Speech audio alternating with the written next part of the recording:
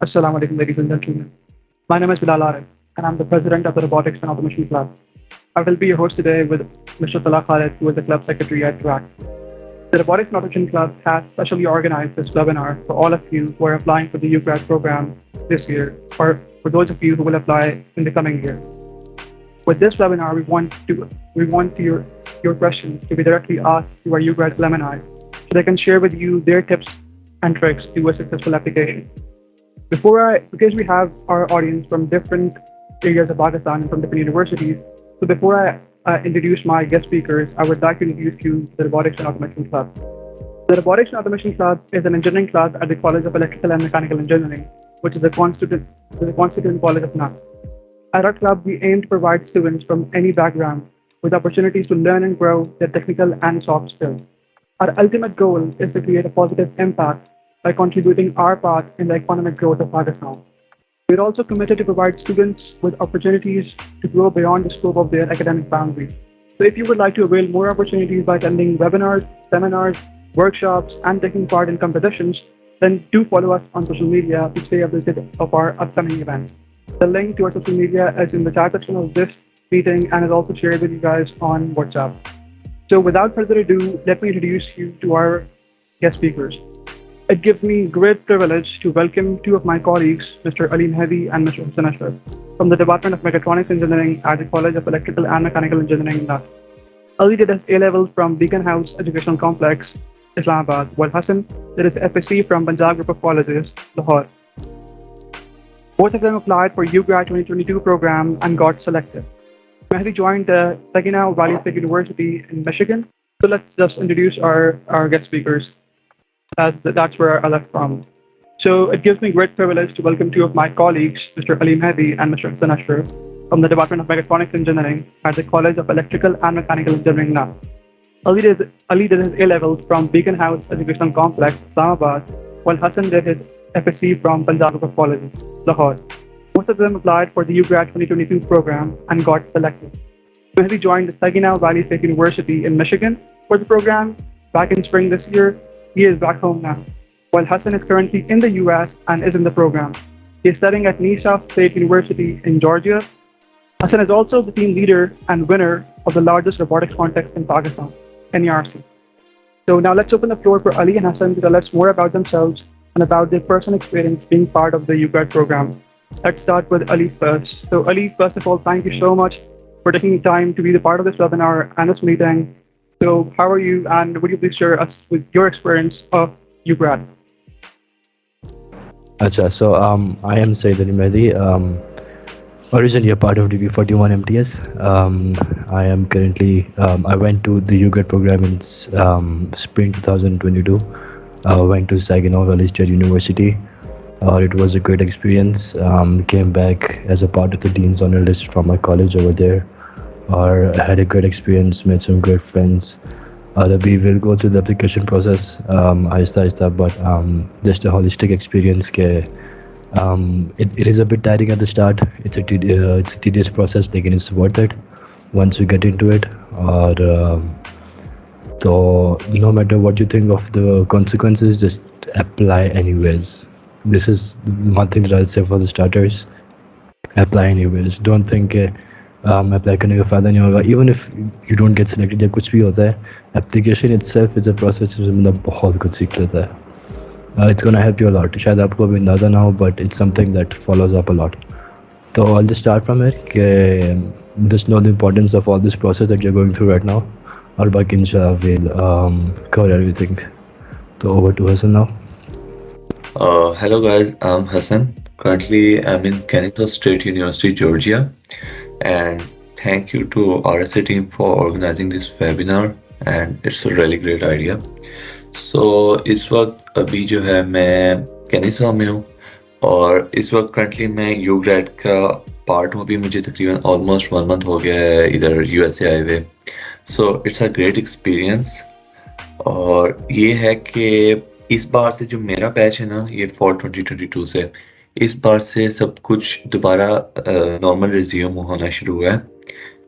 मतलब हमारी इस्लामाबाद में पीडी होती है, आपका वहाँ पे 1 नाइट स्टे होता है, मेरिट टोटल में। उसके बाद यहाँ पे आते हैं हम, पहले 3 दिन वाशिंगटन रहते हैं, पाकिस्तान एम्बेसी जाते हैं। So it's an embassy sponsored program और बहुत बड़ा इवेंट है ये। मतलब आप लोगों को भी आइडिया नहीं होगा कि यहाँ पे क्या है, but once you apply for it and you realise के इसकी क्या वर्थ है, आप पाकिस्तान यूएस एलुमनाई नेटवर्क के मेंबर बनते हो और मतलब बहुत इसके ज़्यादा प्रिविलेजेस बाद में आपको समझ आते हैं। तो I would also say definitely go for it. और हाँ, अभी से अब काम करना शुरू कर दें, इसको लास्ट डे के लिए ना रखना, स्पेशली और एसओपी अगर आपकी, मेरे ख्याल से आई डोंट रिमेंबर 21 और 23 अगर आप लोगों की डेडलाइन है ना, तो एसओपी के ऊपर अभी से काम करना शुरू करो ताकि आप लोग की एसओपी स्ट्रॉन्ग हो। हमारे टाइम पे ऑलमोस्ट 26,000 एप्लीकेशंस थी, उसमें से जो फर्स्ट शॉर्टलिस्ट हुए थे वो ऑलमोस्ट 460 हुए थे, और इन दी एंड जो उन्होंने इंटरव्यू के बाद सेलेक्ट किए थे वो 260 थे, जो उन्होंने 3 बैचेस में भेजे हैं। स्टार्ट वाले बैच में मेहदी गया था, इस बैच में मैं जा रहा हूँ, और अगले बैच एक और जाएगा। तो आप लोगों के मोस्ट प्रोबेबली 2 बैचेस होंगे, क्योंकि नॉर्मली यूग्रेड 2 बैचेस करता है हर बार। पहला भेजते हैं ये लोग फॉल में, अगला स्प्रिंग में। तो मोस्ट प्रोबेबली आप लोगों का अभी कंफर्म नहीं है, बट ये है कि फॉल में होगा अगला 23 फॉल, फिर अगला जो होगा स्प्रिंग होगा। Still I am not sure about it, but ये है कि 2 बैचेस में जाएंगे, और आपकी जो मेन सिलेक्शन होती है ना, वो आपका ये स्टार्टिंग प्रोसेस पे होती है। इंटरव्यू में मतलब अगर आप चले गए हो ना, तो 50% चांसेस आपकी सिलेक्शन हो जाएगी। और that's all from my side, thank you. Thank you, Ali, and thank you, Hassan, for sharing some experience regarding UGRAD. How is the experience of being in the US for the entire semester? Which places, as a traveler myself, I would love to know which states you visited and which city specifically you found the best. यार overall मतलब it's a thing जो आप वहाँ जाके आपको realise होती है। The thing is के the travelling itself is an experience जो आपको बहुत सिखाती है। और I travel almost like 15 states probably I would से इन a span of what 5 months में भी। लाइक एक सेमेस्टर था हमारी, वो ओरिएंटेशन भी नहीं थी जो कि पहले होती है बिकॉज ऑफ द कोविड। हमारे बैच में वो नहीं थी। हसन इज़ लकी इनफ कि उसके बैच में वो हुई है ओरिएंटेशन वगैरह, बट खैर हमारी नहीं थी। We went straight to the campus. उसके बाद we had a spring break of like around 10 days within our semester. तो I took the advantage of that. I traveled a lot. उसके अलावा भी I kept traveling. It's worth it. It's totally worth it. मतलब वहाँ जाते हो तो that time is not gonna come ever again. और it was a great experience, but specifically outside San Francisco, I had my heart. It's a place that I would love to go to again. But yeah, that's one of the secondary things कि सबसे अच्छी चीज़ कौन सी है? Primary is के वहाँ पर जब आप जाते हो तो it's a whole new different thing, as Hassan said.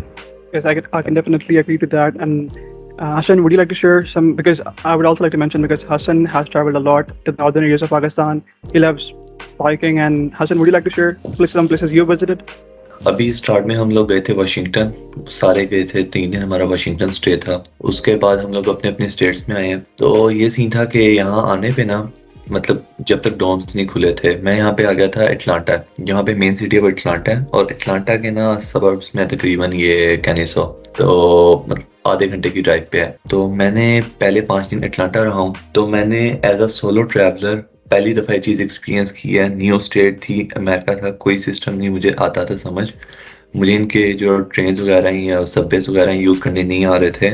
But as a solo traveller मैंने एटलांटा एक्सप्लोर किया था स्टार्ट के 3 दिन। तो that was really great experience.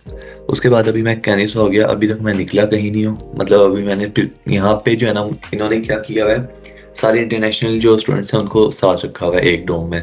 तो इस वक्त मेरे जो दोस्त हैं वो कहाँ कहाँ से हैं, जर्मनी से हैं, बेल्जियम से हैं, स्पेन से हैं, कोरिया से हैं, जापान से हैं, और हाँ मोस्टली इन कंट्रीज से हैं मेरे दोस्त। अमेरिकन तो हैं ही। और अब अगर ट्रैवलिंग का आगे जो प्लान बन रहा है मेरा, इनके साथ भी बन रहा है। और इससे अगला वीक जो है मेरा न्यूयॉर्क बुकड है, उसकी फ्लाइट्स मैंने बुक कराई हुई हैं। उससे अगला जो है ओरलैंडो यूनिवर्सल स्टूडियोज है, और जिस ये अली ने कहा है कि सैन फ्रांसिस्को। तो कैलिफोर्निया वाला मैं भी कोशिश करूंगा कि अपने जो हमारी फॉल ब्रेक आएगी उसके बीच में कवर करूं। Thank you. I just like to address that के एयरफेयर वगैरह, तो it's kind of like programs में आपको स्टाइपेंड वगैरह मिलता है। आपको मंथली एक सर्टेन अमाउंट मिलती है। स्पेसिफिकली वो ट्रैवलिंग के लिए नहीं होती, बट इट्स अपॉन यू कि आप उसमें कितना सेव करो, कितना स्पेंड करो, और कितना ट्रेडिंग पे खर्च करो. You have to make your own expenses and you have to be your own judge. So that's how it goes basically. Okay, thank you, Ali, for addressing that question. And हम question से अब start कर लेते हैं. तो हमारे पास ऐसे लोग भी हैं जो इस साल अप्लाई करेंगे इंशाल्लाह, एंड वो ऐसे लोग भी हैं हमारे जूनियर्स जो अगले साल करेंगे. तो जिन्हें अभी कोई आइडिया नहीं है कि यूग्रेड का प्रोग्राम किस तरह अप्लाई करना होता है वगैरह. So Ali, could you like simply tell us कि जनरली किस तरह एप्लीकेशन प्रोसेस कैसा होता है, कैसे अप्लाई करना होता है वगैरह. Yeah, it's a very straightforward process. The UGRAD का पेज है USCFP का, that is something very important. आप वहाँ पे जाओ, उस पेज को देखो, उस पे ऑलमोस्ट सारा कुछ लिखा होता है. तो खैर I just go over it. उसमें होता ये है कि first of all you apply, उसमें आप अपने सर्टिफिकेट्स वगैरह देते हो. One thing, try to give as many certificates as you can. Apply करो और जितने सर्टिफिकेट्स आपके पास हैं, be it any volunteer work, be it anything that you think is of good significance, तो आप उसमें वो डालो. ट्रांसक्रिप्ट होती है, you have to get hold of your transcript. और उसमें यह है कि अटेस्टेड होने चाहिए. अनऑफिशियल भी चलती है, ऑफिशियल निकलवाने की ज़रूरत नहीं है. तो get a hold of your unofficial transcript, वो टेस्ट करवाओ. You have to give that. Secondly, I come with the GPA as well. Transcript जब आपकी चलेगी तो मेन प्रोसेस जो होता है, जो इनिशियल प्रोसेस होता है, वो यही होता है अलॉन्ग विद योर SOP. आपकी SOP भी जाती है. As far as the GPA is concerned, तो आई वुड से कि having at least 3 is good. But अगर आपका नहीं है तो दैट डजंट मीन कि आप अप्लाई ना करो. यू नेवर नो कि वो किस चीज़ पे पिक करें. It's not something that is solely academical. ठीक है, सिर्फ यार as I said, just try. ठीक है, जस्ट अप्लाई. जो भी आपका GPA है, I won't say it out loud here, जो भी आपका GPA है, just apply. Because again it doesn't matter कि आपका वो सिर्फ आप एकेडमिक्स को नहीं देखते हैं, as a all round person देखते हैं आपको. तो don't be discouraged because of your GPA. Plus, as I said before, it's a process जिससे आप बहुत सीखते हो यार. Even if you don't get selected, even the application process in itself is something जो कि आपको स्टेज पे आना चाहिए. So go for it. Apply करो. GPA को फिलहाल ज़िम्मे ना रखो. एंड या this is what you basically need. फिर जब अगर आपकी सिलेक्शन हो जाती है, देन उसके बाद you need some reference letters. 2 reference letters चाहिए होते हैं. अपने डिपार्टमेंट से किसी से भी लिखवा लो, एंड वो आपने उनको सेंड करने होते हैं. एंड देन खैर वो बात की बातें हैं. अगर सिलेक्शन हो जाती है तो फिर पूरा एक मेडिकल प्रोसेस होता है, सारा कुछ चलता है साथ साथ. That's how it goes. So yeah. So thank you, Ali. So basically, when we shared out our forms, we asked everyone who was attending this webinar about a question they would like to ask you guys. So we had more than 350 responses, and we have compiled the top 20 questions that most of the people have asked. So asking Hassan, मैं आपसे पूछना चाहूँगा कि जो अगर अभी हमारे degree 42 से या जो अभी लोग अप्लाई कर रहे हैं, इनका सिलेक्शन प्रोसेस कितने टेन्योर तक चलता है, एंड कब तक इन्हें इन्फॉर्म हो जाता है कि ये सिलेक्ट हो गए हैं? यार अभी ना टोटली सारा कुछ डिस्टर्ब हुआ है, तो अभी इतना कंफर्म मैं कुछ बता नहीं सकता. बट मैं अपना बता देता हूँ जो हमारा हुआ था. वो हमने अप्रैल में अप्लाई किया था 21 में. हाँ, अप्रैल 21 में हमने अप्लाई किया था. उसके बाद आपका चलता है, जो मुझे आई थी मेल आई थी कि इंटरव्यू शॉर्ट लिस्ट हुआ था, वो तकरीबन अगस्त में हुआ था. उसके तकरीबन 15 दिन बाद इंटरव्यू हुआ था. उसके फिर हफ्ते बाद आपको पता चल जाता है आपकी सिलेक्शन हुई है या नहीं. मेन चीज़ वहाँ तक होती है. अगर आप वहाँ तक शॉर्ट लिस्ट हो गए हो ना, तो you can like almost make it to the end. उसके बाद फिर आपका चीज़ें चलती रहती हैं. मतलब काफ़ी लंबे प्रोसेसेस होते हैं. आपने टॉफल देना होता है, आपने यूनिवर्सिटी से क्लियरेंसेस वगैरह करानी होती हैं, ये सब कुछ होता है. उसके बाद एंड में आके ना लिटरली अगर आपने जाना है ना, जब उससे पहले होता है अगर आपका वीज़ा नहीं है तो वीज़ा लगता है आपका J1 एक्सचेंज स्टूडेंट का visa.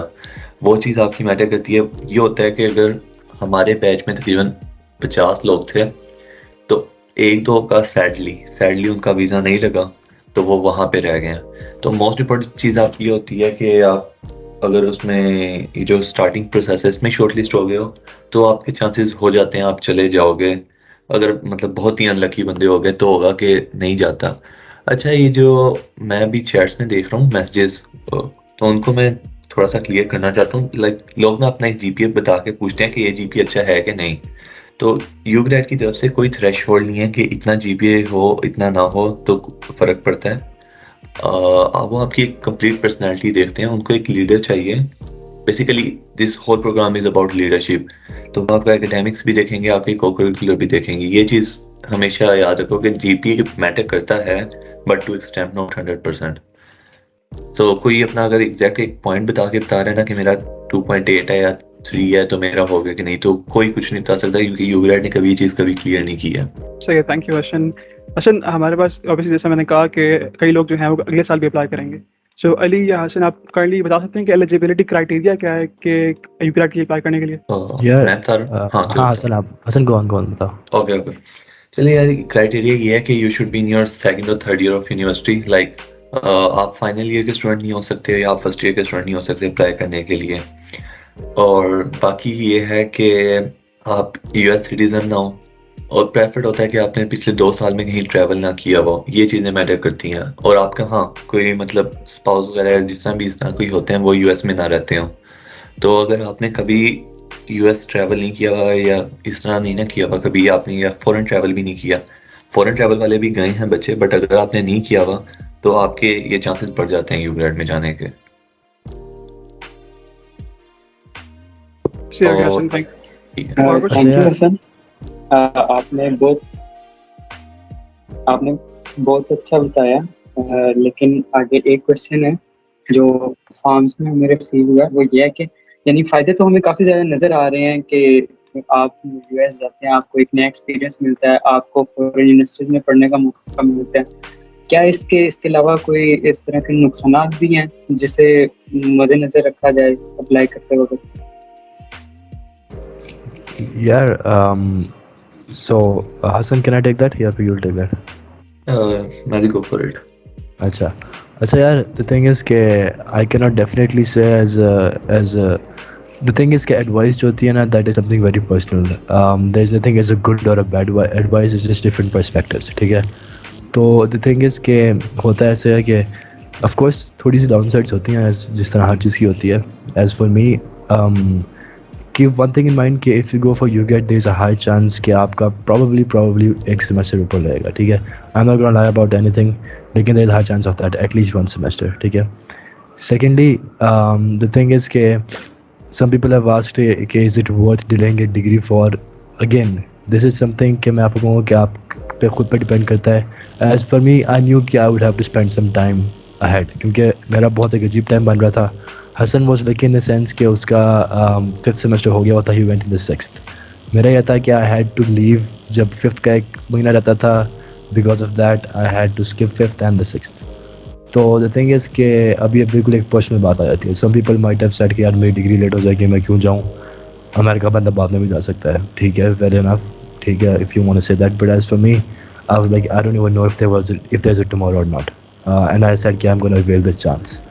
In my opinion, in the whole context of life, 6 months or a year is not anything. But again, जब मैं किसी पे कोई impose नहीं कर रहा, it's something totally personal, आप पे खुद पे डिपेंड करता है। Having said that, still apply यार। वो बाद में देखा जाएगा कि आपका क्या बन रहा है क्या नहीं बन रहा है, you can always opt out, still apply फिर भी करो, because as I said बहुत फ़ायदा होता है इसका, एप्लीकेशन प्रोसेस का itself बहुत फ़ायदा होता है। बाकी जहाँ तक डाउन साइड की बात है तो हाँ यार, हर चीज़ सब्जेक्टिव होती है, कुछ डाउन साइड्स होती हैं जैसे मैंने भी बताया है। अगर आपको होम सिकनेस है तो वो रहने का आपको वहाँ पे हो सकता है। तो या there are some things like that जो कि काफ़ी इनएविटेबल होती हैं और होती हैं, but then again you have to see के what's worth more for you. Thank you Ali. Hasan, जैसे कि आपने बताया कि आप करंटली उधर क्लासेस वगैरह ले रहे हैं, तो मैंने आपके साथ भी इधर रूम में थे हम, तो वो हमें यानी ईएमई का तो काफ़ी ज़्यादा पता है कि यहाँ पे पाकिस्तान की एजुकेशन किस तरह की है। अगर आप बेसिक डिफरेंस बताना चाहें कि जो हमारी एजुकेशन सिस्टम में है और वहाँ आपने क्लासेस ली, आपको थोड़ा बहुत आइडिया होगा, तो उनके एजुकेशन सिस्टम में अगर आप एक दो पॉइंट बताना चाहें काइंडनेस के बारे में। यार जो मेन डिफरेंस है ना वो वर्कलोड का है। पाकिस्तान में अगर आप लोग पढ़ रहे हो ना, आपको बहुत कम असाइनमेंट्स मिलेंगी, क्विज मिलेंगे, और आपका इजीली हो जाता है काम। बट अमेरिका में जो इनका थोड़ा सिस्टम है वो बहुत ज़्यादा ये होता है कि आपको डेली बेसिस पे साथ पढ़ना पड़ता है, उसके बगैर आपका गुजारा नहीं है। आपको असाइनमेंट्स देंगे, होम टेक क्विज़ेज़ हैं, और वो मतलब भरे हुए होते हैं, 3-3 क्विज़ेज़ मिल रहे होते हैं आपको एक वीक में एक उसकी तरफ से। सो सबसे मेन डिफरेंस ये है। बाकी टू बी ऑनेस्ट मुझे अगर आपने ये पूछे ना कि प्रोफेसर्स का होता है कुछ, वो इन द एंड प्रोफेसर्स पे गेम आ जाती है सारी। कुछ प्रोफेसर्स होते हैं वो बहुत अच्छे हैं।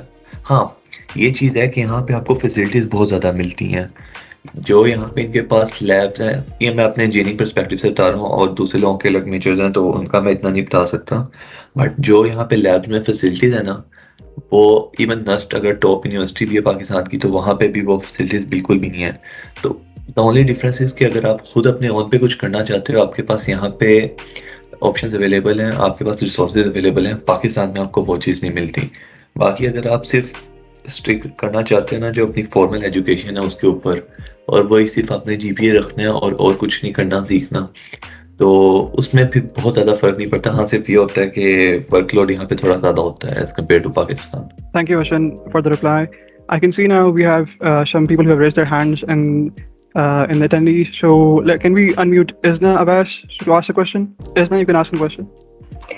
Yeah, so I would like to ask if you can guide a little on how to write the personal statement, like what will make my application stand out. I can start फिर से आप इस पे add on कर लेना because I'm sure कि personal statement या the thing is के जो इसका नाम है ना personal statement, that's what it has to be. It has to be something very personal. मेरी पर्सनल स्टेटमेंट हसन से बहुत डिफरेंट होनी चाहिए। उसकी वजह यह है कि I would only say one thing कि always write something that you know कि only you can link with it. ठीक है, मतलब it should be peculiar and particular to you only. उसमें ऐसी चीज़ें होनी चाहिए कि कोई दूसरा पढ़े तो कहे कि यार ये जो ये इसने लिखा है, दिस रिफ्लेक्ट्स हिज और हर personality entirely. So that's the most basic point कि always write something that you know is true about yourself, and that you know कि through that thing you can show yourself in a very different light. और although word limit थोड़ी कम होती है, तो let's get on this कि word limit थोड़ी कम होती है। ठीक है, so उसको आपने कैसे टैकल करना है? What I always suggest people is कि जो आपकी स्टार्टिंग और आपकी एंडिंग है वो बहुत मैटर करती है। Always start with something जिसको पढ़ते साथ ही जो रीडर है वो ये ना कहे अच्छा this is something that everyone has written तो मैं इसको क्यों पढूं। Always start with something that is very catchy. इतना कैची हो कि वो बंदा एटलीस्ट अगली लाइन पढ़ने के लिए तो उसको परसुएट करे ना, एटलीस्ट टिल दैट। एंडिंग में आप यू हैव टू टेल कि इस प्रोग्राम के थ्रू आप एग्जैक्टली वो अचीव क्या करना चाह रहे हो। ठीक है, that has to be the ending. Starting anything catchy and in the middle you have to connect this to, लेकिन सिर्फ कनेक्शन फेंकने नहीं है बीच में। You have to keep a very good cohesion between your words and your lines. तो वो करने के लिए अगेन जितना अपने बारे में बताओगे उतना लिखना आसान होगा।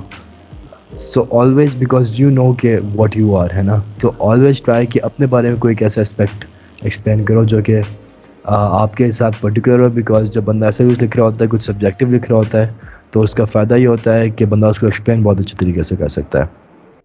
So that would be what I would say. Try to put in some things, some of your hobbies that you think again not many people have. Secondly, try to link those hobbies with your academics, and then try to link that academic aspect with your aspect of cultural exchange program and your leadership aspect. तो इन चीज़ों को सारे आपस में blend करो, merge करो, and try to come up with something that is unique. Again, I'll say कोई bland या फिर कोई बहुत जनरल चीज़ होगी तो there is a high chance of getting rejected. Number one thing is make it unique, make it personal, as the name suggests. Hassan can add on to this. Well, so मैदी ने almost सारा कुछ बता दिया, but मैं एक चीज़ add करना चाहूँगा। Don't ever make the mistake कि आप दूसरों की एसओपीज पढ़ो। अगर आपने अपनी एसओपी लिखनी है, जिस तरह मैदी ने कहा है कि आपकी यूनिक और पर्सनल होनी चाहिए, टोटली डिफरेंट होनी चाहिए, तो उसके लिए आप लोग क्या करते हैं, मेरे से भी मुझे मैसेज आते हैं कि अपनी एसओपी भेज दें, तो that's really not a good idea. सबसे पहले अपना एक ड्राफ्ट लिखो आप लोग। मैं बताता हूँ, मैंने जो अपनी एसओपी लिखी थी मुझे उसमें तकरीबन हफ्ता लगा था। सबसे पहले आप एक ड्राफ्ट लिखो, उसमें स्टार्ट में आपने कुछ नहीं सोचना कि क्या लिख रहे हो क्या नहीं, बस जो जहन में आ रहा है लिख दो आप, ठीक है। उसके बाद आप लोग, मैंने उसको भेजा था एक फुल ब्राइट की एलम है, उनको मैंने भेजा था, उन्होंने मुझे ड्राफ्ट वो एडिट करके दिया था। उस जो उन्होंने ड्राफ्ट भेजा था मैंने उसको आगे 5 दफ़ा और एडिट किया था फाइनल अपनी एसओपी लिखने से पहले। तो अपनी एसओपी आपने लिखनी है, दूसरों की एसओपी कभी भी नहीं पढ़नी, क्योंकि एक दफ़ा अगर आपने पढ़ ली ना दूसरों की एसओपी, तो आपके बैक माइंड में वही होगा, आप अपनी एसओपी नहीं बना सकोगे किसी तरह से ना। बैक माइंड में आपकी वही होगी और आप उनकी एसओपी के थ्रू अपनी एसओपी लिखना चाह रहे होगे। तो ये मिस्टेक नहीं करनी। दूसरा ये है कि सही टाइम देना है इसको। ड्राफ्ट लिखो, स्टार्ट में जो आ रहा है लिखो, उसका फिर कंपाइल करते जाओ, छोटा करते जाओ, और जो इम्पोर्टेंट इन्फॉर्मेशन आपको लग रही है वो रखो। That's how I wrote my SOP. उसके बाद फिर आप लोग किसी से रिव्यू भी करा लो, जो भी कोई है, कोई आपको एलुमनाई मिल रहे हैं जो भी हैं, एसओपी रिव्यू करा लें। सो या that's all about it. Thank you Hasan, and that was really good advice कि आप पर्सनल लिखने के लिए किसी की पहले ना पढ़ें, बल्कि पहले खुद ड्राफ्ट लिख लें and then update it, modify it, and किसी से जो है आप चेक करवा लें वगैरह। सो इजना का अभी भी कोई क्वेश्चन है? Izna, would you want to ask something else? Yeah, another thing I wanted to ask was other than transcripts, do I need to attach like extracurricular certificates कि उससे कोई ज़्यादा चांस होगा मेरा application accept होने का? Yeah, there is. Hassan, yeah, you go on. I'm sorry for this. Oh, that's fine. अच्छा, yes, it definitely matters. आप लोग अगर co-curricular के जितने, मेरे ख्याल से 10 की वो आपको ऑप्शन देते हैं, I don't remember clearly, बस बट जो आपके उन 10 में बेस्ट हैं उनको आप लगाओ। और अगर 10 नहीं भी हो रहे तो इट डजेंट मैटर, क्योंकि मुझे अपना याद है मेरे जो सर्टिफिकेट्स थे को-करिकुलर वाले वो मेरे 10 नहीं हो रहे थे, तो मैंने ऑलमोस्ट 7 या 8 लगाए थे। तो जितने ज़्यादा आप लगा सकते हो दैट्स बेटर। और ये आपका, मैदी ने भी अभी बात की थी कि आपका खाली एकेडमिक प्रोग्राम नहीं है, इसमें आप लोगों के को-करिकुलर, एक्स्ट्रा करिकुलर, और मतलब आपकी एक होल पर्सनैलिटी होती है, आपकी एक लीडरशिप डेवलपमेंट का प्रोग्राम है, और वो यही चीज़ देखते हैं सारी इसके ऊपर। तो आप गो फॉर इट, जितने आपको को-करिकुलर मिल रहे हैं। अगर मैं अपना बताऊं तो मुझे जो ये लगता है कि जो मेरी सिलेक्शन थी, मतलब एक मेरी पर्सनल ओपिनियन है, वो मुझे लगता है इस बेस पे हुई थी क्योंकि मैंने एक रोबोटिक्स का मुझे शौक था, वो मैंने लिखा था। और दूसरा मैंने लिखा था कि मैंने पर्सनली बाइक के ऊपर पाकिस्तान के नदर्न एरियाज का ट्रैवल किया हुआ है। मेरी ऐसो मैंने ये चीज़ें लिखी थी, और मुझे लगता है कि ये चीज़ें जो थी ना इम्पोर्टेंट थी मेरी सिलेक्शन में। तो इसमें कहीं भी मेरी एकेडमिक्स का रिलेशन नहीं था। सो को करिकुलर, वॉलंटियर वर्क जितना भी है, एक्स्ट्रा करिकुलर, इन सब चीज़ों को लाजमी मेंशन करें। अच्छा, I like to add on to what Hasan just said कि ये बात बहुत इंपॉर्टेंट है कि जो आपकी एज ऐसा यूनिक पर्सपेक्टिव्स हैं उनको ज़रूर आपने टैकल करना है। जैसे हसन ने मेंशन किया कि he talked about his biking in northern areas everything, तो इस तरह की चीज़ें बहुत इंपॉर्टेंट होती हैं because they make you stand out. As for me, मैंने को-करिकुलर्स बेसिकली ज़्यादा थी, डिबेटिंग वगैरह, पब्लिक स्पीकिंग, वो चीज़ें मेंशन की थी। और इसके अलावा उसमें क्या कहते हैं, I try to merge it in a way. अब मैं आपको एग्जैक्ट वर्ड्स नहीं बताऊंगा बिकॉज एज हसन सेड कि आप वो किसी और की स्टेटमेंट पढ़ते हो तो फिर आपको लगता है कि मेरी भी वैसी होनी चाहिए। But what I did was के just to read out a phrase from it, तो it went something like this के one day I'm striking the G chord on my guitar, trying to sing Hey the Delilah. The next day I'm building a brushless DC motor with my friend, so I'll call myself an engineer. Next to that I'll be cantering on my horse, so I can call myself a horse rider. तो इस तरह करके ना just try to make it concise and put together all the things that you can in the short amount of space that you have. तो ये चीज़। Secondly, to answer another question जो chat में आया हुआ है कि what is the main differences in education system. जिस तरह हसन ने मेंशन किया कि हाँ, एजुकेशन सिस्टम थोड़ा डिफरेंस है, but at the same time I would say कि जो यूएस का एजुकेशन सिस्टम है उसमें आपके लिए हर चीज़ बहुत ज़्यादा एक्सेसिबल है। It's very accessible. Like I just put out something for an example कि वहाँ पे मेरा जो रोबोटिक्स का कोर्स है, इंडस्ट्रियल रोबोटिक्स का, उसका जो फाइनल प्रोजेक्ट था, we had to make an end arm tooling for a robot. To make that end arm tooling of course हमें वो 3D प्रिंट करनी थी। एंड यू नो यहाँ पे पाकिस्तान में कितने इशू होते हैं अगर आपने अपने कैंपस से कुछ 3D प्रिंट कराना हो। तो वहाँ पे ये था कि you just had to make the file, give the file to the concerned personnel, and they would print it out for you in within a day. That's it. तो again, accessibility बहुत ज़्यादा है, चीज़ें बहुत accessible हैं, and if I could, I would apply the same procedure and structure here in Pakistan, ताकि चीज़ें हमारे students के लिए भी बहुत accessible हो। Thank you, Mehdi. Thank you. So Ahmed Saeed has a question.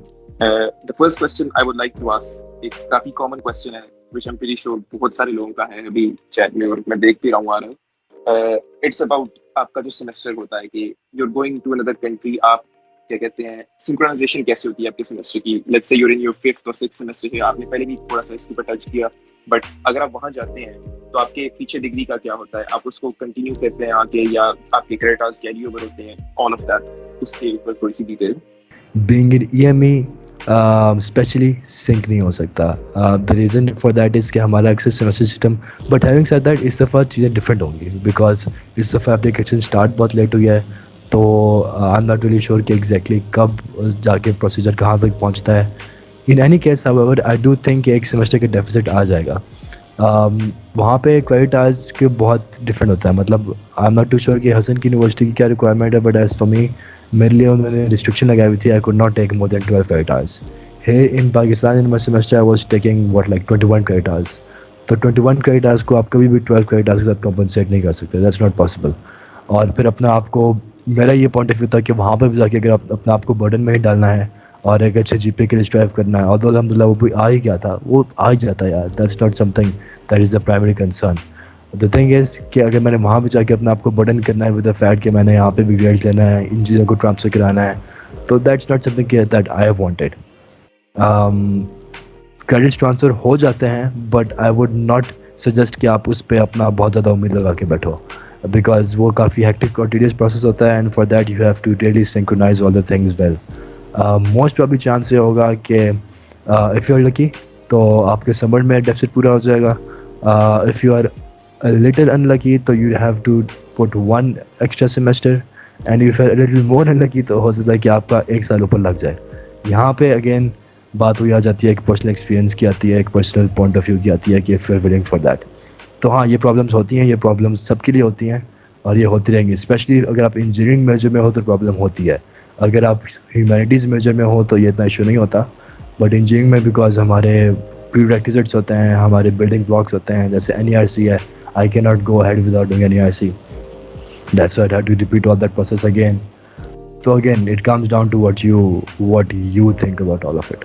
Thank you, Mehdi. अच्छा, Ahmed, I'd like to जी, add बिल्कुल on बिल्कुल. to it. अच्छा, ये है, अब आई हैव नो आइडिया कि यहाँ पे सिर्फ EME की वाम है या बाहर की भी है. हसन काफी यूनिवर्सिटी से लोग आए है यूनिवर्सिटी से. अच्छा, तो बिल्कुल. ये है कि सीन, आई नो समवन जो पंजाब यूनिवर्सिटी से थी. उस बंदी का सारा, मतलब मेरे साथ ही बैच में हमारे, उस बंदी का सारा हो रहा था, मतलब उसको अपना सेमेस्टर डेफर कराना नहीं पड़ रहा था, उसके क्रेडिट आवर्स सारे ट्रांसफर हो रहे थे, यूनिवर्सिटी उसकी एक्सेप्ट कर रही थी.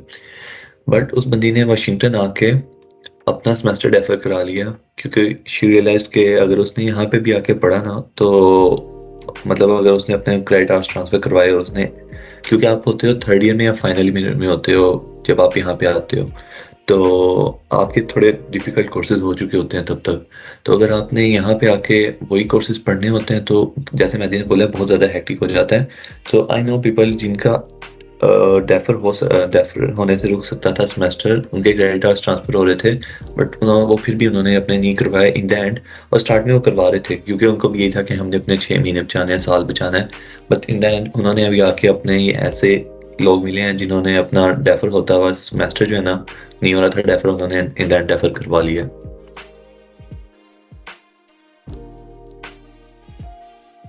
So yeah, Hassan, thank you. Ahmed, your hand is still raised. Do you have another question? Ahmed, Yeah, I say. have two follow-up questions. पहला तो ये क्वेश्चन है कि लेट्स से आपने एक बार अप्लाई किया and you don't get selected, आप दोबारा अप्लाई कर सकते हैं. एंड जो सेकंड क्वेश्चन है वो इससे रिलेटेड था कि एलिजिबिलिटी का एक क्वेश्चन है. Like many people are asking कि आप सेकंड ईयर में एलिजिबल होते हैं, थर्ड ईयर में, फाइनली में. एज यू सेड कि फाइनल और फर्स्ट ईयर में आप एलिजिबल नहीं है. But giving an example of EME, क्योंकि यहाँ पे काफी सारे लोग EME से हैं, 43 से क्वेश्चन आता है कि इज 43 एलिजिबल, क्योंकि उनकी फर्स्ट ईयर खत्म हो गया है but it's only just ended, अभी उनका सेकंड ईयर टेक्निकली नहीं शुरू हुआ.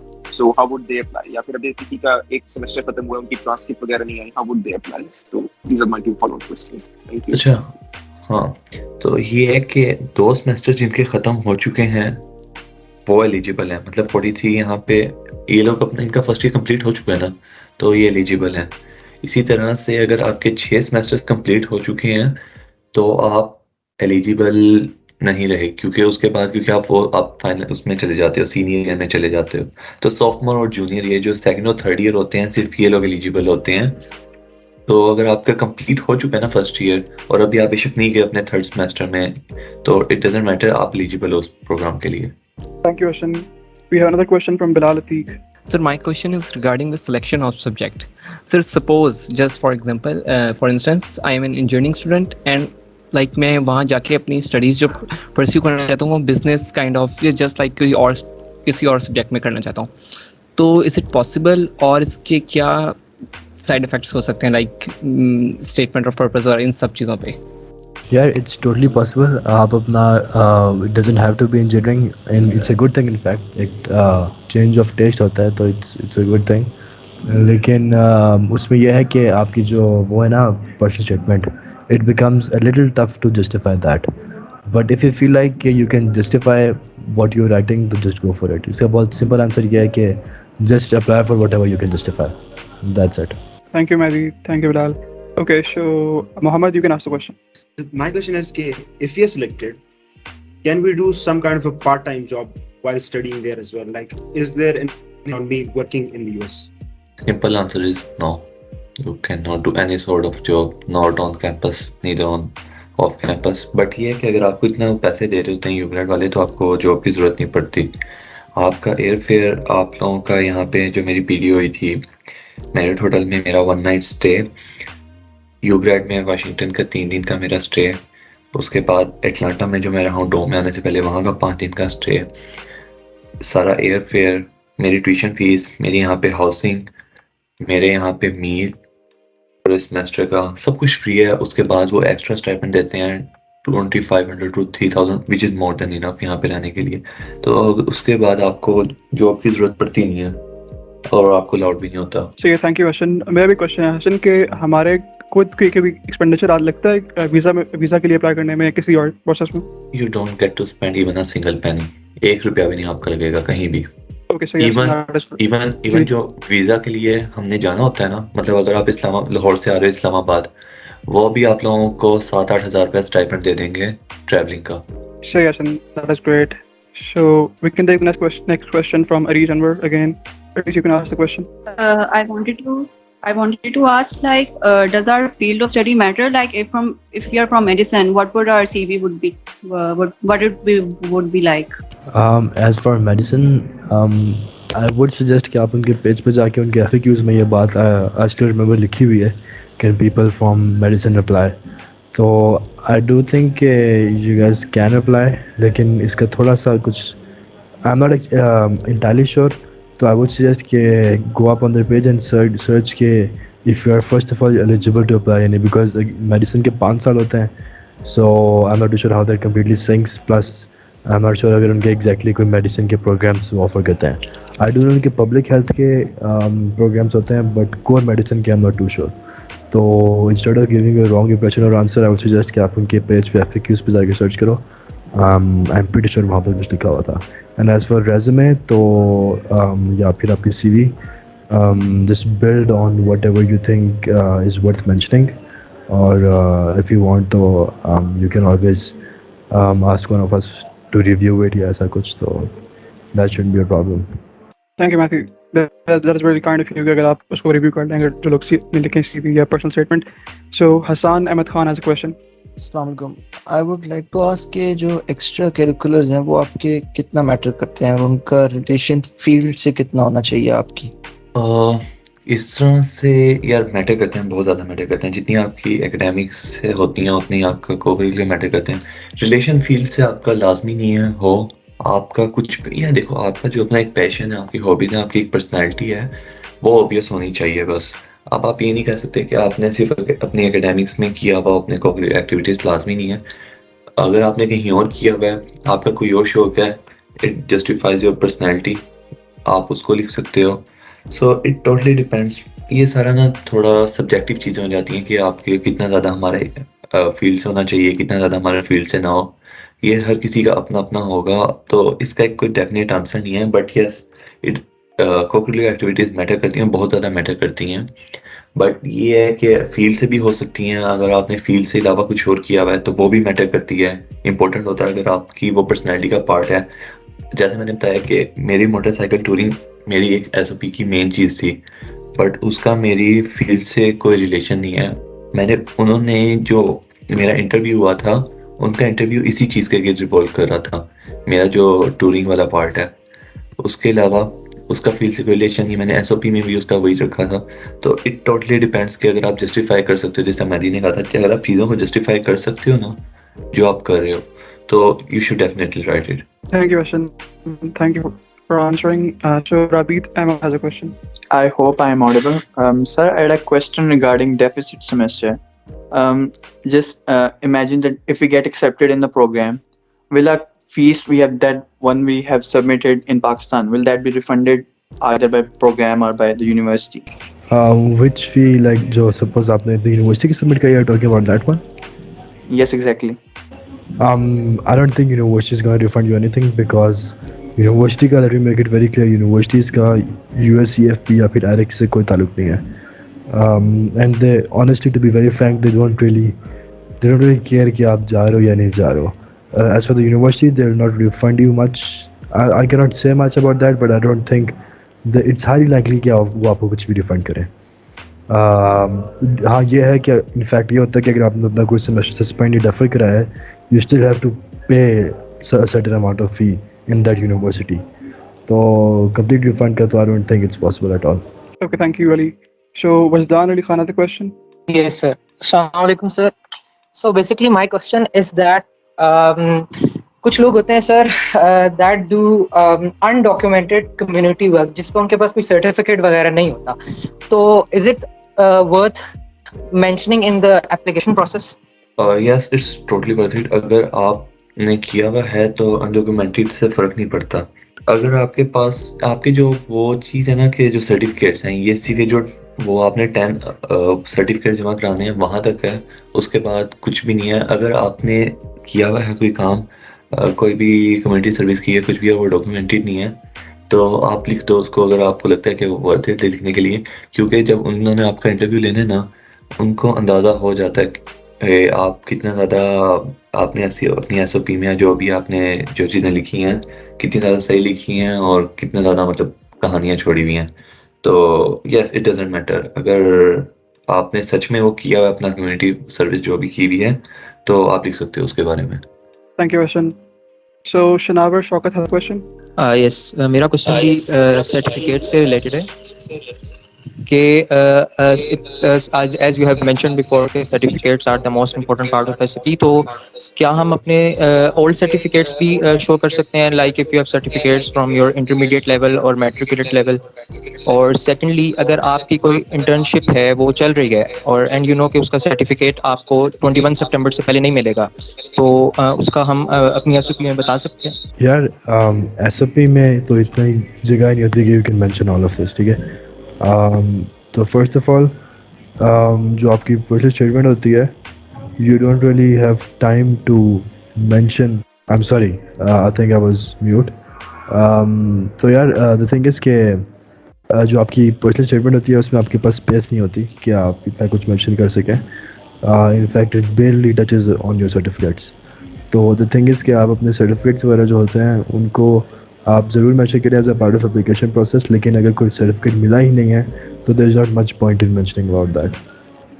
हाँ, you can mention your personal statement as a side thing अगर आपके पास स्पेस बने and if you think it's worth the space कि आप मेंशन कर दें कि अभी आप यहाँ पे कर रहे हैं, although I don't really think it's something very important. Thank you, Mehdi. Thank you.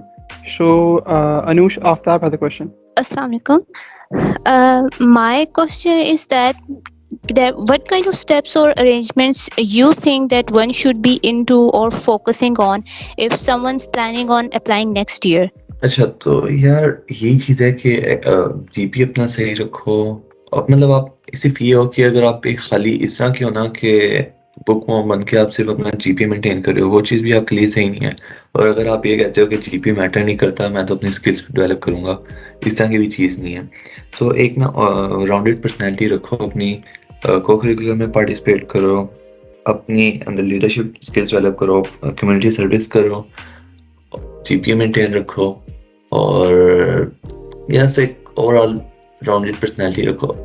Actually the thing is कि यूग्रेड ने कभी भी अपना सिलेक्शन क्राइटेरिया नहीं बताया कि अगर आप में ये क्वालिफिकेशन होंगी उसके बेस पे हम आपको सिलेक्ट करेंगे. और इस चीज़ का आज तक कोई भी आपको एक एग्जैक्ट आंसर नहीं बता सकता. बट हाँ, एक चीज़ है कि आप अपने अंदर एक लीडरशिप स्किल रखो और आप अपनी एक राउंडेड पर्सनैलिटी रखो किसी भी एक साइड की तरफ ज़्यादा इंक्लाइंड होके अगर आप सिर्फ उस चीज़ के ऊपर फोकस करोगे तो कम चांसेस होते हैं आपके सिलेक्शन के। Thank you question. हमारे व्हाट्सएप ग्रुप में क्वेश्चन आया कि for those who don't have original transcript of last semester can we submit attested unofficial NUST transcripts downloaded from Qalam? Yeah, transcripts unofficial ही जाती है. Just go to the exam cell and ask them कि हमें transcript चाहिए and get it attested by I think वहाँ पे deputy controller examinations होते हैं. That should work. So Rabiat Ahmed has another question. When you are selected for UGRAD program, your for future exchange programs and like Fulbright, for example, there's a lot of hindrance. Like, can you shed some light on it? नहीं यार, कोई hindrance नहीं होती। Thing is कि यूग्रेड की एक ये है कि आपको वापस आके 2 साल अपने कंट्री में सर्व करना होता है। तो बट तो इस लोगों को ना, कुछ लोग इस चीज़ को उससे मिसअंडरस्टूड करते हैं कि आपके फिर फ़ौरन वो होना शुरू होता है, डिग्री कंप्लीट होने वाली होती है तो आपने फुल ब्राइट में जाना होता है। बट उसका इशू नहीं होता। द थिंग इज़ कि 2 साल आपको पाकिस्तान रहना है, उससे पहले आप इमिग्रेशन के लिए अप्लाई नहीं कर सकते किसी और कंट्री में। बट अगर आप स्टडी वीज़ा के ऊपर दोबारा जा रहे हो, F1 या दोबारा किसी J1 वीज़ा पे जा रहे हो, वो आपको मिल सकता है। तो यूग्रेड आपके फुल ब्राइट में भी किसी भी तरह की हिंड्रेंस क्रिएट नहीं करता। और मैंने मैसेज देखा था थोड़ी देर पहले ग्रुप में कि समथिंग के यूग्रेड में अगर आप सिलेक्ट नहीं होते तो इट डजेंट मैटर कि अगर आपका इस बार सिलेक्शन नहीं हो रहा, आप अगली बार कर लो अप्लाई, वहाँ पे नहीं हो रहा, आप फुल ब्राइट अप्लाई कर लो, तो इट डजेंट मैटर कि आप एक दफ़ा रिजेक्ट हो गए या नहीं। बहुत लोग हैं जो पहली दफ़ा में रिजेक्ट हो जाते हैं, बाद में चले जाते हैं और यूग्रेड में रिजेक्ट होके फुल ब्राइट में चले जाते हैं, और कुछ ऐसे लोग भी हैं यूग्रेड में चले जाते हैं, उनका फुल ब्राइट नहीं होता। So it totally depends, totally different चीज़ें हैं, इनका आपस में कोई कोरिलेशन नहीं है। Thank you, Hassan. So Nurul Huda has a question.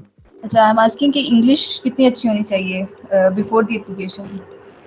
English, I'll be very honest, English doesn't matter.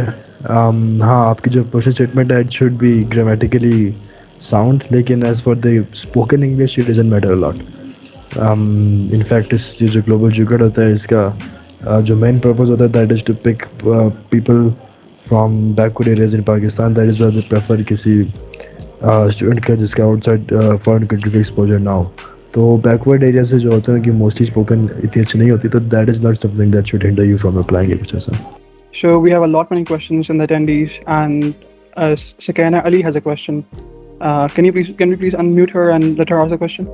Guys, I just had this one question. Like, I know you made it clear that UGRAD does not create an hindrance for Fulbright. I actually had two questions, right? So one of it was that let's say you get in the UGRAD program, but there comes like a situation where you have to forego the UGRAD thing. So does that leave a blot on your history, and does that hamper you from applying to other programs by the USCFP such as Fulbright? And secondly, I know that you guys are from AME college, but I just had a question that an accounting and finance degree, how much do you think that it can substitute when it comes to the terms of credit hours, and also that we in our third and fourth year we seek for an ACCA degree? So how are we going to manage both of those things? If you have tips for that, thank you. तो think कि आपका जो पहला question था, तो it doesn't hamper you in any way. आप तो कर लेते हो और बाद में नहीं जाते, तो इससे कोई इतना फ़र्क नहीं पड़ता। और जो आपका सेकंड क्वेश्चन है उसमें ये है कि आपकी टोटली यूनिवर्सिटी के ऊपर डिपेंड करता है।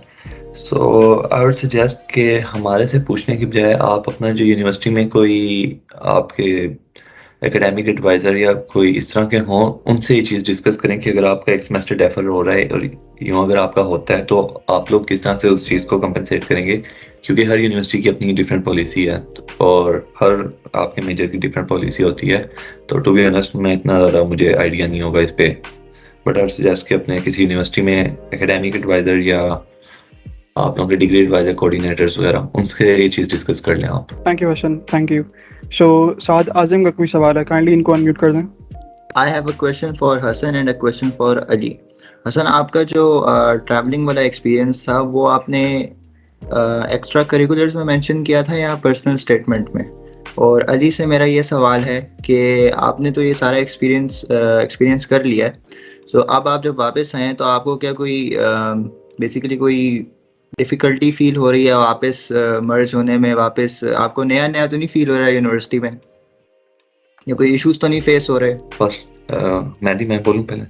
हाँ हसन गो ऑन। अच्छा, तो यार मैंने इसको अपने एसओपी में लिखा था, लेकिन एक्स्ट्रा करिकुलर में आप इसको कहाँ पे मेंशन करोगे? एक्स्ट्रा करिकुलर की तो as far as I can remember वो सिर्फ एक वो मांगते हैं सर्टिफिकेट्स, तो मेरे पास एक ट्रेनिंग सर्टिफिकेट्स तो होंगे नहीं, तो yes I have just mentioned them in the SOP. मैं यू कैन। अच्छा हाँ, अच्छा यार as for what you asked के श्योर है वापस मर्ज होने में, तो द थिंग इज के yes I would not say कि it's something that's gonna be very easy, और मैं ऐसे वापस आऊँगा स्पेशली कंसिडरिंग द फैक्ट के I will be sitting with some different agreements, तो I can't just straight out say कि नहीं यार बड़ा इजी सीन हो जाएगा, सब कुछ हो जाएगा. The thing is that it comes from acceptance कि हाँ things will be different, but again this was something that I knew a while before I went. ठीक है. Secondly कुछ policies हमारे institution से काफ़ी rigid होती हैं, तो the once they say something तो it's very tough कि वो उसे backtrack करेंगे. तो the thing is कि issue होता है, बिल्कुल होता है, but again it depends on how you take it. Do you take it in a way कि you have been deferred and you are not going to be graduating with your degree mates, and if you think that's going to take a mental toll on your health, so by any means don't go for it. But if you feel like you are someone who likes to um, experience new things and who wants to have an exposure before they graduate, who wants to try more things, then go the path that others have followed, then by any means go for it. I won't say कि वापस आके सब कुछ आसान होता है, but as I said, some things are worth it. As for me, it was completely worth it. Thank you, Shad. Thank you, Hassan. Thank you, Mary. So, Asania और शाद के क्वेश्चन है, फाइनली अनम्यूट कर देना. जिस बंदे के पास कोई को करिकुलर एक्टिविटीज ना हो, जस्ट मतलब एक वॉलंटियर का सर्टिफिकेट हो, वैसे उसने बहुत ज्यादा सोशल वर्क किया हो, तो क्या वो अप्लाई कर सकता है? हाँ यार आप अप्लाई कर Hello? सकते हो या हाँ आगे समझ क्वेश्चन आपका. तो yes you can apply for it. As I said like ये काफी सब्जेक्टिव चीज हो जाती है कि हमने ये चीज की हुई है, ये नहीं की हुई, तो अब हमारी सिलेक्शन होगी कि नहीं, क्योंकि यूग्रेड की तरफ से कभी आपके वो मैंने पहले बताया कि कोई सिलेक्शन क्राइटेरिया नहीं है. If you feel for it, मैंने भी कहा था कि at least apply for it.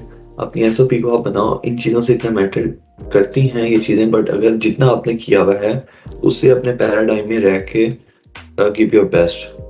So if you are lucky you can get selected, और अगर आप अनलकी हो, आपने जितना मर्जी इस चीज़ के लिए तैयार किया हुआ हो, आपने जितना मर्जी वॉलंटियर वर्क किया हुआ हो, सो बैड लक हैपन्स, सो कुछ कह नहीं सकते. So just at least go for it, बाद में जो होगा उसकी देखी जाएगी. This is something very important actually. I just like to add it on. I have seen some very excellent people, some very bright colleagues or class fellows of mine who got rejected by this program. So the thing is, can never think कि आप merit में थोड़ा कम हो नीचे हो. They just need a certain kind of a personality. Or just because they didn't select you doesn't mean you don't have that personality, but it just means you didn't present it the way they want you to present it. तो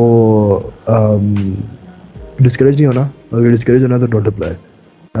लेकिन discourage होने वाली कोई बात नहीं है, तो it's fine, कोई ज़िंदगी मौत का सवाल नहीं है. इंशाल्लाह ऐसी बहुत अपॉर्चुनिटीज आती रहती हैं. Thank you Mary. और आई थिंक ये सबसे इंपॉर्टेंट बात है कि अप्लाई करना चाहिए और एक्सपीरियंस करना चाहिए, क्योंकि अगर आप यहाँ सेलेक्ट नहीं होते तो होपफुली आप कहीं दोबारा अप्लाई कर सकते हैं या आप किसी और स्कॉलरशिप के लिए अप्लाई कर सकते हैं. बट जो एक्सपीरियंस आप यहाँ गेन करते हैं वो आपको डेफिनेटली हेल्प करेगा कहीं और अप्लाई करने में. सो हमारे पास और भी क्वेश्चंस हैं, और मोहम्मद अब्दुल्ला अनवर का एक क्वेश्चन है. सो काइंडली इन्हें अनम्यूट कर दें. मोहम्मद अब्दुल्ला, आप सवाल पूछ सकते हैं. मैंने ये पूछना था कि जब आप यूग्रेड प्रोग्राम एंड करके अपनी कंट्री में वापस आते हैं, तो यहाँ पे आपकी जिस यूनिवर्सिटी में आप ऑलरेडी एडमिशन मिला हुआ था, क्या वो आपको सेमेस्टर रिज्यूम करना पड़ता है या फिर वापस से एडमिशन लेना पड़ता है? यूनिवर्सिटी के ऊपर डिपेंड करता है. अगर उन्होंने आपके क्रेडिट आवर्स ट्रांसफ़र कर लिए हैं, वो एक्सेप्ट कर लेते हैं जो कोर्सेज आप पढ़ रहे हो अमेरिका में, अगर वो अपनी यूनिवर्सिटी में उन कोर्सेज को एक्सेप्ट कर रहे हैं, फिर तो आपको कुछ भी आप सीधा रिज्यूम करते हो अपनी उसको डिग्री को ना. मतलब अगर आप 6 में गए हो, आपने 7th अमेरिका में किया था, तो वापस आके आप 8 पढ़ोगे क्योंकि आपके क्रेडिट आवर्स ट्रांसफ़र हो जाएंगे, उसका इशू नहीं होता. बट अगर आपके क्रेडिट आवर्स ट्रांसफ़र नहीं होते तो आपका वो सेमेस्टर डेफर होगा और वापस आके उस सेमेस्टर आपको करना पड़ेगा. तो it totally depends on universities policy और आपको जो कोर्सेज ऑफर हो रहे हैं अमेरिका में. जी इब्राहिम, आप सवाल पूछ सकते हैं. ऐसा मुझे ऐसे मैं पूछना था कि जो एप्लीकेशन है इसमें मैकेट्रॉनिक्स इंजीनियरिंग डिसिप्लिन नहीं है, तो उसके लिए क्या सिलेक्ट करना है, और उसके बाद जो उधर जाके पढ़ना है, तो उसके लिए आपने क्या सिलेक्ट किया था? यार एज फॉर मी मैकेट्रॉनिक्स नहीं है, तो आई चॉज मैकेनिकल एंड मैंने अपनी जो पर्सनल स्टेटमेंट थी उसको उसके इर्द गिर्द थोड़ा सा रिवॉल्व किया. But you can choose engineering technology as well. Just choose engineering technology. फिर आप even if you choose mechanical या कुछ और, तो वहाँ जाके अक्सर प्रोग्राम्स में you are admitted as an engineering major. ठीक है, तो जब आप एज एन इंजीनियरिंग मेजर होता हो तो that makes you eligible to study all engineering courses. तो जैसे मैं था, आई स्टडीड, मैंने मैकेनिकल का कोर्स भी पढ़ा, मैंने वहाँ पे मेरिट का कोर्स भी पढ़ा, मैंने वहाँ पे पॉलिटिकल साइंस के इलेक्टिव भी लिया था. तो दैट्स हाउ इट वर्क्स वहाँ पे जाके. Thank you Ali. रोहान कुमार का एक सवाल है. सर मुझे ये पूछना था कि हमारे पास जो एक्टिविटीज़ वॉलंटियर एक्टिविटीज़ में सर्टिफिकेट आ रहे हैं, तो जो हमारे पास ऑनलाइन कोर्सेज यूनिसेफ प्रोवाइड करते हैं, और हमारे एरिया में जो मॉक टेस्ट होती हैं प्री मेडिकल की, तो वो भी वॉलंटियर एक्सपीरियंस शो कर रहे हैं, तो हम क्या वो अटेस्ट कर सकते हैं? यूनिसेफ के सर्टिफिकेट हो गए और मॉक टेस्ट के सर्टिफिकेट हो गए. हाँ यार, डेफिनेटली अटैच करो. कोई भी आपके पास पड़ा हुआ है, कोई भी सर्टिफिकेट है, उसको लाजमी अटैच करो. जो जो चीज़ आपकी वॉलंटियर वर्क में आ सकती है, कोकुलर में आ सकती है, सब कुछ अटैच कर लो, जो जितने आपके लिमिट है. सर हमने सुना है कि जो डिग्री के मतलब नॉन डिग्री एक्सपीरियंस आपके पास होने चाहिए सर्टिफिकेट, जो यूनिसेफ से मतलब हमें मिले हैं वो कोई डिग्री से रिलेटेड है, मतलब एजुकेशन के हिसाब से. पर हमने सुना है कि नॉन एजुकेशनल वॉलंटियर एक्सपीरियंस होना चाहिए, तो कोई इफेक्ट नहीं पड़ेगा इस पर? नहीं, इस तरह का कोई चीज़ का इफेक्ट नहीं होता. जो आपके पास अवेलेबल है ना, मैंने आपको ये बताया था कि आप अपने पैराडाइम में रह के अपना बेस्ट दो. जो आपके पास है उसको आप अप्लाई करो. इससे चीज़ों से कोई फ़र्क नहीं पड़ता कि अगर आपके पास यूनिसेफ का या किसी और का है. अगर आपके पास है एक चीज़ तो उसको प्रेजेंट कर दो. And if you think it should be presented, just go for it. Thank you Rohan. Mohammad Hamza Waqar का एक सवाल है. काइंडली अनम्यूट कर दें. I come from Air University and my major is aviation management. And the subject that I have opted is, it is business administration. That when I go to America, I will pursue business administration. So in my SOP, do I show my enthusiasm towards aviation side or business management? I'm sorry, आपने apply business में किया है for the यूग्रेड programme? Yes, मैंने उसमें apply किया है, but I belong from, I originally belong from you should make a link between the two, because you should give a reason कि मैं अभी मतलब they have to know कि इस बंदे को ऐसा क्या, for the lack of a better word, what did he want from this process कि doing an aviation major he went towards the business. Although it's something that's very explainable, so you have to link the two कि अच्छा I'm doing this but something prompted me to apply for this because I want to do this. ठीक है, so that's how you should go about it. All right, and there was one more question, if I may. Sure. Will USCFP facilitate the visa processing if inshallah I get selected? Yeah, visa processing you don't have to worry about anything. आपका काम सिर्फ select होना है. After that it's all USCFP. You don't have to do a thing. हाँ, when you reach there तो उसके बाद सारी ट्रैवलिंग वगैरह आपका although वही expenses वही देते हैं, not for the traveling itself, but वो आपको overall देते हैं, but you're on your own. ठीक है, लेकिन यहाँ तक वहाँ जाने तक तो you don't have to do anything. Just get selected. That's it. All right, and that just one last thing. I'm sorry, I'm taking too long. नहीं sure. This thing के reference letters. What about them? Do we need to provide reference letters before during the application or after getting selected? They ask for the letters after you get selected. All right, that's good. Thank you. Thank you, Hamza. So Aisha Maqsood has a question. Actually, मेरा question ये था कि suppose if you're already on a scholarship based in a good university in Pakistan and you belong to a backward area and still you have 3 above GPA and you have 10 maximum 5 qualified certificates. So what is the greatest chance to be selected, and you also have a strong SOP? I can't say anything. मैंने आपको बोला कि ये चीज़ें बहुत ज़्यादा luck के ऊपर बेस करती हैं. If you are lucky enough और आपने SOP अच्छी लिखी है, आपके पास सर्टिफिकेट्स अच्छे हैं, आपको लगता है कि आपकी स्ट्रॉन्ग पर्सनैलिटी है, तो मैं आपको कोई एक फॉल्स होप नहीं देना चाहता कि हाँ भाई आपका लाजमी सिलेक्ट हो जाएगा, किसी को ना मैं डिसअपॉइंट करना चाहता हूँ कि यार तुम्हारा तो होगा ही नहीं, क्योंकि लिटरली बहुत ज़्यादा लक बेस्ड है। मुझे ऐसे लोग भी मिले हैं कि उनका इतनी कोई ख़ास नहीं होता, उन्होंने आखिरी दिन बस अप्लाई किया और उनका सिलेक्ट हो गया। और ऐसे आपको लोग भी मिलेंगे जो मतलब पूरा साल तैयार करते हैं यूग्रेड के लिए और उनकी सिलेक्शन नहीं होती। लिटरली मेरा एक दोस्त है यहाँ पे, वो उटा स्टेट में है, उसने लिटरली उसको 2 दिन पहले पता चला, उसने आखिरी दिन अप्लाई किया and he was lucky enough और उसकी सिलेक्शन हो गई। और आई नो पीपल जिन्होंने पूरा साल तैयार किया था यूग्रेड के लिए और उनकी नहीं होती। So there is no way to tell कि आपकी सिलेक्शन होगी या नहीं। It's 50% luck and 50% your efforts. जी, आई वाज आस्किंग कि सपोज आप स्कॉलरशिप बेस पे हो एंड इज दैट मैंडेटरी कि आप ये चीज़ अपने एसओपी में मेंशन करें एंड अपने ट्रांसक्रिप्ट के साथ जो मतलब स्कॉलरशिप आपको मिल रही है लाइक उसका चेक या जहाँ पे भी आपका नाम है सो उसके साथ अटैच करना, इज दैट नहीं इम्पोर्टेंट? नहीं, it's not important, but if you feel के इससे आपकी एसओपी स्ट्रांग होगी, you can, it's your choice, totally up to you. अगर आपको लगता है कि आपको अप्लाई करके कोई फायदा होगा तो you can, otherwise no, it's not compulsory. Okay, मैं एक और क्वेश्चन है like if you get selected, अगर आप साइंस की स्टूडेंट, सपोज मैं क्लिनिकल साइकोलॉजी की स्टूडेंट हूँ but I do skills of the hearts and I completed a small course like 15 days, so will they ask you to draw something like that in the interview and will they judge you by that? नहीं, इस तरह का मतलब आपकी technical उससे नहीं पूछेंगे, but एक जनरल वो आपका पूछते हैं, आपकी वो टेक्निकल स्किल्स वो देखते नहीं हैं कि आप में कितनी ज़्यादा टेक्निकल स्किल्स हैं। वो they more prefer on your soft skills, और ये देखते हैं कि आपने जो चीज़ लिखी हैं whether they are really your personality और नॉट।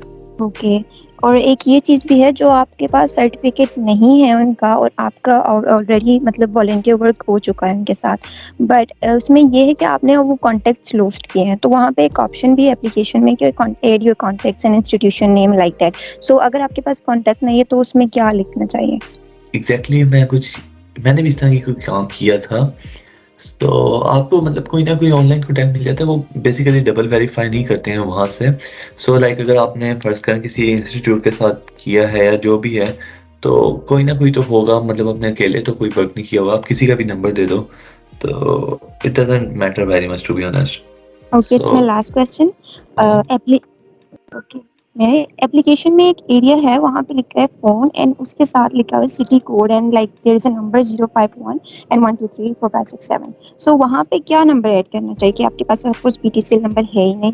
फिर अगर आपके पास नहीं है ऐसी कोई ऑप्शन बनी, 0 0 कर लो ऐड, वो फिर इतना मसला नहीं होता, खाली जीरोस पे कर दो। तो बट अगर आपका फ़ोन नंबर या कोई इस तरह ऐड हो सकता है वो कर लो, मतलब it's not a big deal to be honest. And now Amir Khan has a question.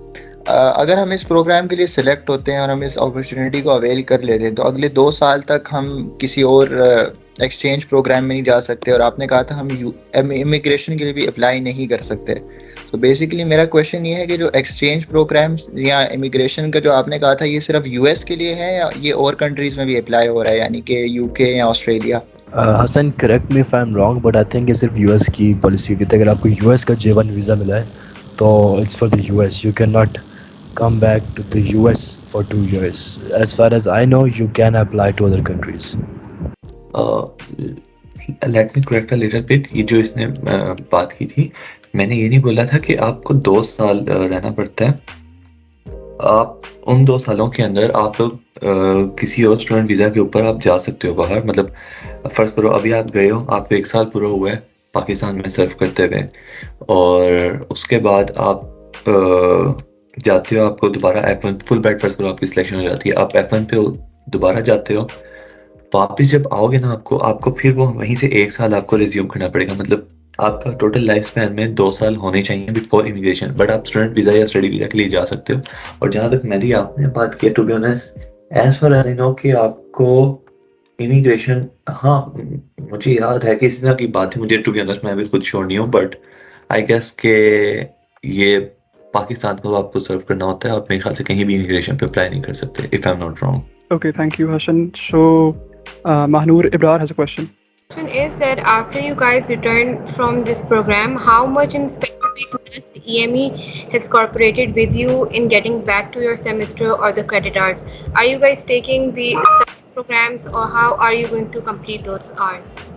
I'll be very honest with you. Depends आपका deficit कितना है. EME does help you कि वो आपको समर में एडजस्ट कर लेती है एंड वो आपका स्टडी प्लान बना लेती है. That's what they do. But अगर एज 12 की तरफ से ये ऑर्डर आ जाता है कि the student cannot join their own degree या फिर they have to spend a certain amount of time above, तो that will वो फिर they cannot overturn. Plus let me remind you कि HTC की पॉलिसी है कि you have to spend 8 semesters in a degree. ठीक है. Number 1. Number 2, a summer is not counted as a semester. ठीक है. एक समर जो होता है that is not a semester, तो HTC उसको as a semester नहीं मानती. तो जहाँ तक डिपार्टमेंट की बात है, डिपार्टमेंट या फिर EME does cooperate to an extent, but उसके बाद the student is on their own. I would say this from my own experience.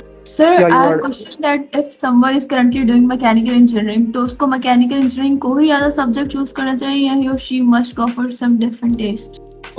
It totally depends on you. ये मैंने ने चीज़ पहले भी टेस्ट की थी कि अगर आप उस चीज़ को जस्टिफाई कर सकते हो जिस चीज़ को आप सिलेक्ट कर रहे हो, तो you can go for anything you want. इसका कोई भी रिलेशन नहीं होता कि आपने वहाँ पे जो कोर्सेज पढ़ने हैं और उनका और आपकी करंट यूनिवर्सिटी में कोई रिलेशन आना चाहिए. बट हाँ, कि आप जस्टिफाई कर सको उस चीज़ को कि आप वो क्यों पढ़ रहे हो और अभी आपने उस चीज़ को क्यों नहीं सिलेक्ट किया. First if you are going for mass media or something like that, तो while you're studying that in Pakistan, तो इस तरह की चीज़ें वो पूछ सकते हैं फिर आपसे इंटरव्यू में ना. तो अगर आप जस्टिफाई कर सकते हो, then you can do anything you want. So if anyone else has a question, kindly raise your hand. Bilal have a question. Bilal, go ahead. Sir मैं इसी जो प्रीवियस क्वेश्चन आस्क किया था यही मैं इसे कंटिन्यू करूंगा कि कितना स्ट्रांग आपका आर्ग्यूमेंट होना चाहिए. Like it matters a lot कि आपको कितना इंटरेस्ट है या आप थोड़ा सा अपनी जस्ट फॉर लाइक समझ लें आप अपनी फील्ड से हटके थोड़ा सा पढ़ना चाह रहे हैं इसलिए आप लाइक ये बहुत ज़्यादा डिपेंड करेगा आप कितना स्ट्रांग आपका आर्ग्यूमेंट होना चाहिए अगर आप कोई चेंज फील्ड करके पढ़ना चाह रहे हैं. यार इफ़ यू आस्क मी तो आई थिंक कि आपका जो आर्ग्यूमेंट है it should be strong enough कि आप किसी को suppose you are telling me कि you want to suppose you're doing mechanical engineering and you're telling me that you want to pursue for example business administration or public policy, so you should be well researched on this topic enough कि आप मुझे ये explain कर सको and to an extent convince कर सको कि अच्छा हाँ ये reason है. It doesn't have to be entirely theoretical. Yeah, it doesn't even have to be entirely realistic to be honest. It just had to be something जो written है ना उसकी heart strings पे ना वो चीज़ टक कर जाए. तो ये सीन है basically. You just have to write something that is captivating for the reader. उसको वही बात लिंक करना बहुत ज़रूरी है कि अभी मैं ये कर रहा हूँ, करना मैं ये चाहता हूँ एंड इससे मैं जो एंड वो इसका जो एंड रिजल्ट है वो मैं ये नहीं करवाना चाहता हूँ. These three things are very important. So yeah, to keep it short, it should be convincing enough. Thank you, Mehdi, and thank you, Bilal, for the question. Rabeet Ahmed has a question. Rabeet, you can ask.